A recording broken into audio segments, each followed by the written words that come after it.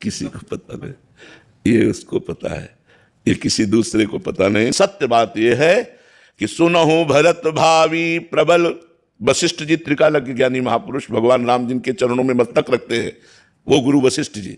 सुनहु भरत भावी प्रबल, बिलख कहो मुनिनाथ, हानि लाभ जीवन मरण जस अपजस विधि। हाँ, ये विधान भगवान के अंदर में है कि अब ये जीव किस योनि को प्राप्त होगा, किस योनि से आया है, ये केवल भगवान ही जानते हैं, दूसरा कोई नहीं जानता। अगर दूसरा कोई जानता है तो वो भगवान का भजन करते हुए उस कोटि का महापुरुष हो गया है। तो वो त्रिकाल, और जो उस कोटि का महापुरुष हो गया तो इस विषय में नहीं पहुंचता, वो भगवान की दिव्य रूप माधुरी लीला में जाता है, इस प्रपंच की बातें सोचने में थोड़ी पहुंचता है।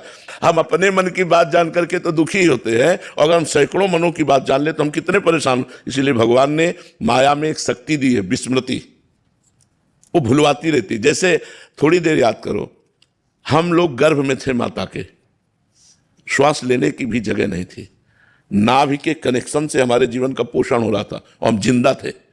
कितना हम कष्ट भोग रहे थे, माँ के गर्भ में कितना कष्ट भोग रहे थे, लेकिन एक सेकंड का भी हमको पता नहीं। माया ने विस्मृति के गर्त में, इसी जन्म की बात है। मान लो कोई 45 वर्ष का तो 45 वर्ष पहले की बात है, कोई 20 वर्ष का है तो 20 वर्ष पहले की बात है, लेकिन एक सेकंड का भी हमको ज्ञान नहीं है कि मैं माँ के गर्भ में कैसा दुख पा रहा था।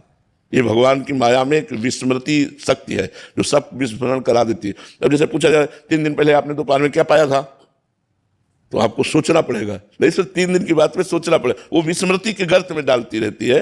तो ऐसे ही हम जो पीछे किस योनि में थे, अब किस योनि में जाएंगे, ये सिद्ध पुरुष जानता है।